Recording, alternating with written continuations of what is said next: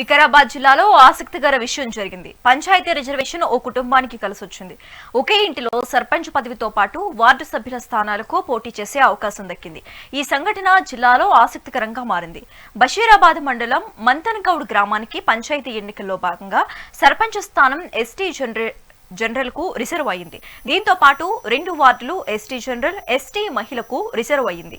గ్రామంలో 494 మంది ఓటర్లు, 8 వార్డులు ఉన్నాయి.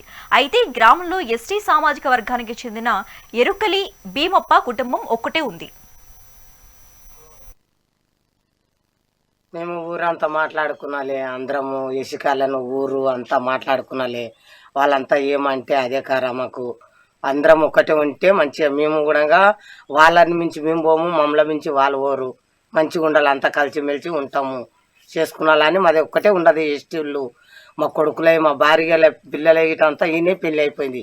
మా కోడళ్ళు కొడుకులంతా ఉండరు, అంతా మంచిగా ఉండము. మేము ఒక్కనాడు కొట్లాలే జగడం వాళ్ళే అంతా ఇప్పుడు మంచిగా ఉండము. ఇప్పుడు ఇన్ని దినాలు ఎట్లుండమో ఇప్పుడు కూడా అట్లే ఉండాలి. సర్పంచ్ అయినా గారు మళ్ళీ ఏం మాకు జరగొద్దు, మంచిగా ఉండాలి. నువ్వు సర్పంచ్ అయినావు అట్లా అయినావు అని మాకేమో అనొద్దు. అందరం మంచిగా ఉండాలి. గ్రామంలో అందరం ఊరు కేసికాలను ఇటంతా మంచిగా ఉండాలి, అంతా మంచిగా జరగాలి. వాళ్ళు మమ్మల్ని చేస్తున్నారు, మేము మాకు వచ్చింది మీనికెళ్ళి అందరం మంచిగా ఉండాలి. మీరు ముందర ఉంటే మేము వెంట వస్తాము, పనులు కూడా చేపిమంటే చేపిస్తాము.